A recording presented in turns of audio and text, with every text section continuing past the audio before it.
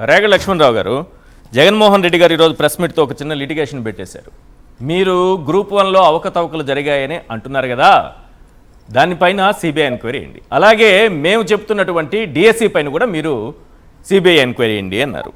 అంటే ఇప్పుడు ఈ సిబిఐ ఎంక్వైరీకి రెండింటినీ సిబిఐకి ఇవ్వడానికి తండ్రి కొడుకులు లేదంటే ముఖ్యమంత్రి గారు, విద్యాశాఖ మంత్రి గారు ముందుకొస్తారని అనుకుంటున్నారా?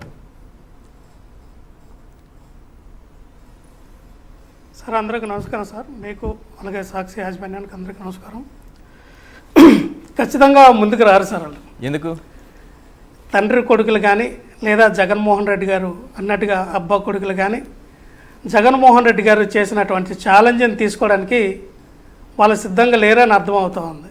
ఎందుకంటే గత ఎలక్షన్లో వాళ్ళ మంత్రి మీకు 15 మీకు 15 మీకు 15 అని చెప్పి ప్రసారాలు చేశారు. ఆ 15 ఏంట్రా అంటే మీరందరూ 15 లక్షలు తీసుకురండి, మీకు డిఎస్లో టీచర్ పోస్టులు వేస్తామని ఈ రోజున అర్థమైంది.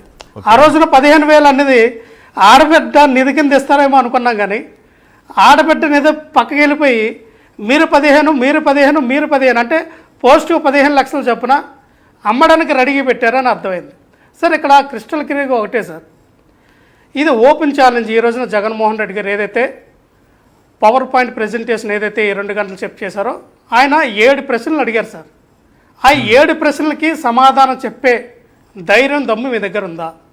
నిజంగా మీరు పప్పు కాదు నిప్పు అని అనుకునేటట్టు మీరు ఏమైనా నిరూపించుకోగలుగుతారా?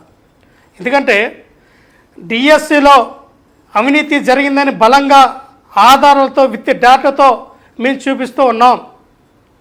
ఏమైనా గ్రూప్ 1లో నిజంగానే అవకతవకలు అక్రమాలు జరిగినాయి అని మీరు భావిస్తే మేము రెడీగా ఉన్నాం. మేము సిబిఐ ఎంక్వైరీ చేయండి అని చెప్పి మా అధినాయకులు ఈ రోజున మరి లెటర్ రాసి పంపించారు. మీరు మెగా డిఎస్ పైన ఎంక్వైరీ చేయండి, సమగ్రమైన ఎంక్వైరీ చేయాలని చెప్పి సిబిఐకి మీరు లెటర్ రాసి పంపించగలరా? రెండిట్ల పైన. ఎందుకంటే గత 2-3 నెలల నుంచి చూస్తూ ఉన్నాం, ఆంధ్రప్రదేశ్ రాష్ట్రంలో ఒక రకంగా వాళ్ళకు ఉన్నటువంటి ఈ పచ్చ మీడియా ద్వారా ఏ రకమైనటువంటి ప్రసారాలు చేయించారు. సార్ కర్నూలులో ఎవరైతే ఈ టీచర్లందరూ కూడా మద్దతుగా అంటే గవర్నమెంట్కి మద్దతుగా చేసినటువంటి నిరసన ర్యాలీలో ఎక్కడైనా జే లోకేష్, జే చంద్రబాబు నాయుడు, జే టీడీపీ అని నినాదాలు చేయొచ్చండి? అటువంటి నినాదాలతో ఒక గవర్నమెంట్ ఎంప్లాయ్, ఒక టీచర్స్లో ఉన్నటువంటి వీళ్ళు అటువంటి నినాదాలు చేస్తారు, ఆ స్లోగన్స్. అంటే ఎవరు పంపించారు మిమ్మల్ని? ఏ రకమైనటువంటి పెయిడ్ మీరు చేస్తూ ఉన్నారు? ఇక్కడ అర్థమవుతుంది కదా, మీరు తప్పు చేశారని క్రిస్టల్ క్లియర్గా అర్థమవుతుంది. అరే 74 జీవో నంబర్ 74 గతంలో 2% ఉన్నటువంటి స్పోర్ట్స్ కోటాలోది 1% పెంచేందుకు 3% పెరగాలని చెప్పి ఏదైతే జీవో నంబరు 447ని తీసుకొచ్చి అసలు ఎవరు కూడా డిఎస్లో మరి టెట్ క్వాలిఫై అవ్వకపోయినా డిఎస్ఏ క్వాలిఫై అవ్వకపోయినా పోస్ట్ వేయచ్చు అని చెప్పి ఏదైతే 372 పోస్టులు పప్పు బెల్లల్లాగా అమ్మేశారు, సంతలో కూరగాయలు అమ్మినట్టు అమ్మేశారు. వాళ్ళందరూ ప్రతిభావంతులు. పివి సింధు గారికి ఏ విధంగా ఇచ్చామో వాళ్ళకు కూడా అదే రకంగా ఇచ్చామని అంటున్నారు లోకేష్ గారు. విన్నారు కదా మీరు? సార్ విన్నాను సార్. అదే రాజకీయ అవగాహన రహిత వ్యాఖ్యలుగా అని చెప్పచ్చు. అలాగే ఆయనకి ఎడ్యుకేషన్ మీద పెద్దగా పట్టు లేదని అర్థమవుతోంది. అంటే క్రీడల మీద కానీ రాజకీయాల మీద కానీ ఎడ్యుకేషన్ సిస్టమ్ మీద కూడా నారా లోకేష్ గారికి ఎటువంటి అవగాహన లేదు. అవగాహన రహితమైనటువంటి మాటలు అవి. నిజంగానే అంటే తండ్రికి మించి అబద్ధాలు ఆడడంలో నారా లోకేష్ గారు తండ్రిని మించిన కొడుకుగా అనిపించుకుంటూ ఉన్నారు ఇక్కడ.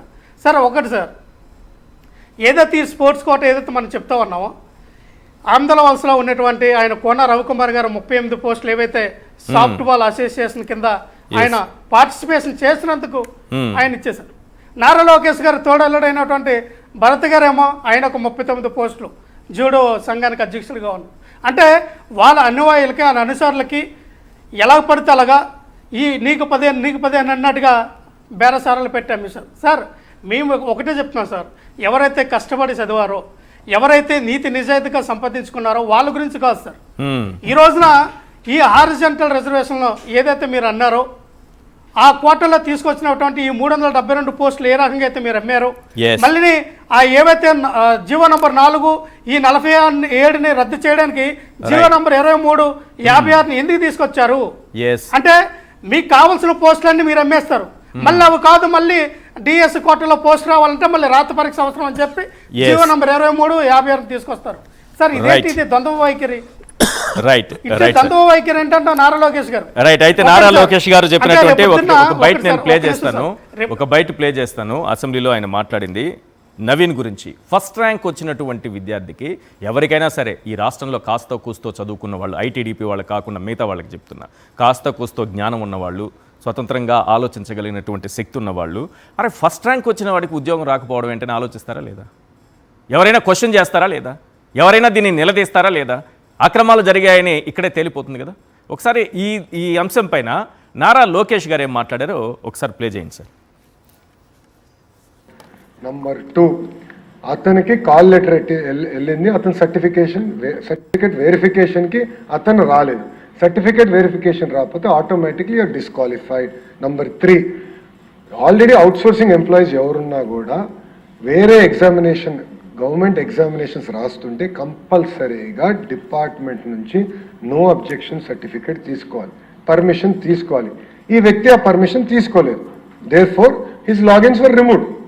అంతే తప్ప ఏదో జరిగిపోయింది, ఏదో పేపర్ లీక్ అయిందంటే 42,000 ప్రశ్నలు ర్యాండమైజ్డ్ పిల్లలకి వెళ్తాయి.